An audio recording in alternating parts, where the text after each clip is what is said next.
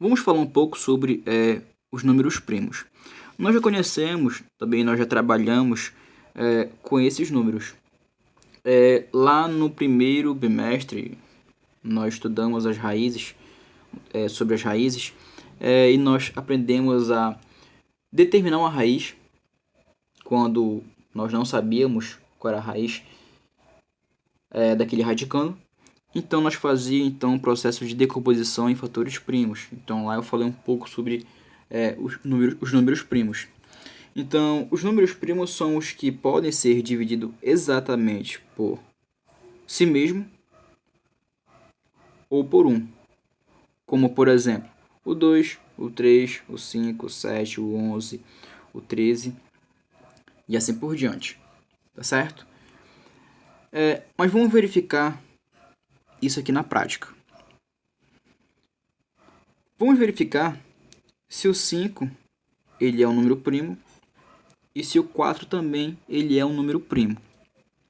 Então, para o número ser primo, ele tem que ser divisível por si mesmo, ou seja, por ele mesmo, e por 1. Tá certo? Olha só. A divisão do 5 com 0, tá?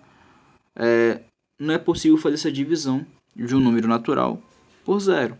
Então aqui nós já descartamos. Mas nós podemos dividir o 5 com 1.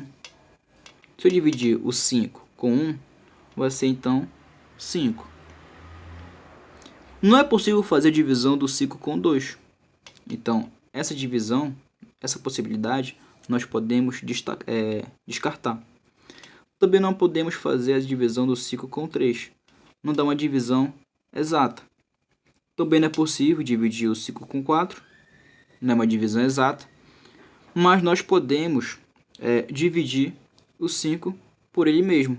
Se eu dividir o 5 com 5, vai ser então 1. Ou seja, podemos dizer que o número 5 ele é um número primo, porque ele é divisível por si mesmo e por 1. Olha só, ele é divisível por si mesmo e por 1. Tá certo? Então 5 ele é um número primo. Agora vamos observar aqui o número 4. Se eu dividir o 4 com 0, não é possível fazer divisão. Não é possível fazer essa divisão do 4 com 0. Então, não é possível, então vamos descartar essa possibilidade. Mas eu posso dividir o 4 com 1, que vai ser 4. Né? Se eu dividir o 4 com 2, vai ser então 2. Não dá para dividir o 4 com 3. Não dá uma divisão exata. Então nós vamos descartar essa possibilidade. Mas também podemos dividir o 4 com ele mesmo. Se eu dividir o 4 com 4, vai ser então o 1. Tá certo? Perceba o seguinte. O 4 ele é divisível por 1, por 2 e por 4, que é por ele mesmo. Perceba que ele é divisível por 1, por ele mesmo e por 2. Aí já fugiu da nossa regra que nós falamos aqui anteriormente, que para um número ser primo, ele tem que ser divisível por si mesmo, né? Tem que ser uma divisão exata, divisível por si mesmo ou por 1. Só que nesse caso, o 4 ele é divisível por 1, por 2 e por 4. Então podemos dizer que o 4 ele não é um número primo. Nesse caso, o 4 ele é um número composto. Quando o número ele não é primo, nós chamamos de esse que não é primo, nós chamamos de número composto. Então, para verificar se o número é primo ou não, temos então aqui uma regra que diz o seguinte: divide-se sucessivamente o número dado pela série de números primos, que nesse caso é o 2, 3, 5, 7, 11 e assim por diante, até que o quociente seja igual ou menor do que o divisor. Se houver resto em todos os divisores, então esse número que nós estávamos verificando se ele é primo ou não, ele é primo, tá certo? O que acontece? nós temos aqui o algoritmo da divisão. Então, temos o dividendo, o divisor, o quociente e o resto. Na regra diz o seguinte, que durante essas divisões pelos números primos, 2, 3, 5, 7, tem que chegar em algum momento em que o quociente ele vai ser menor ou igual ao divisor. Além disso, o resto tem que ser sempre um número diferente de zero. Então, se você fizer todo esse processo e o resto ser igual a zero, então o número que você estava procurando, que você estava verificando, ele não é um número primo. Olha só, temos aqui então o número 161.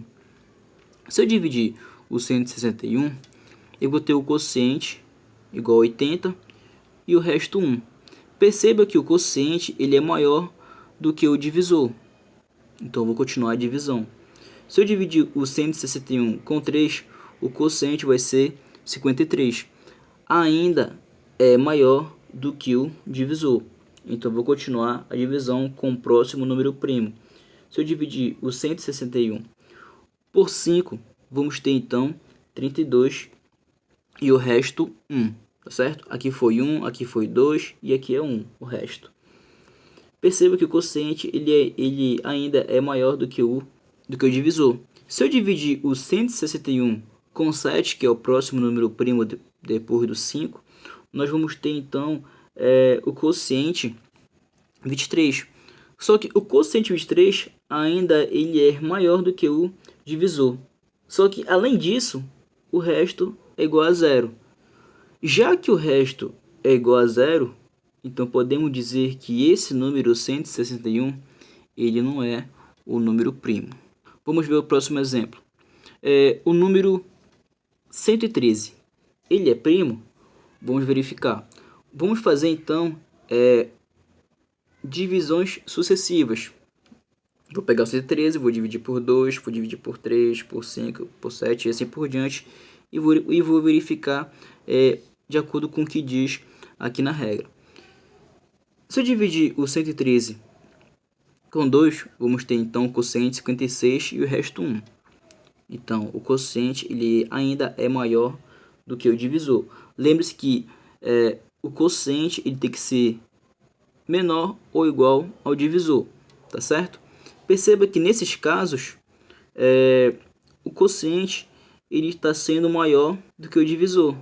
Quando eu chegar aqui no 113 dividido por 7, o quociente vai ser 16 e o resto vai ser igual a 1.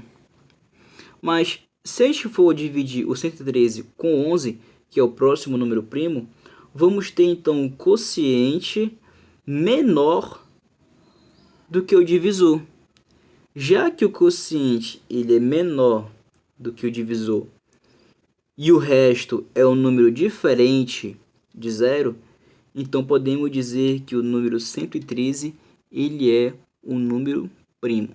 Então, para verificar se o número é primo, é só você aplicar essa regra que eu falei para você anteriormente. Faça divisões sucessivas com os números primos e verifique se em algum momento o resto vai ser zero ou diferente de zero. Então, se o resto for igual a zero, então esse número ele não é primo. Mas se for diferente de zero e o quociente for menor ou igual ao divisor, então esse número ele é primo.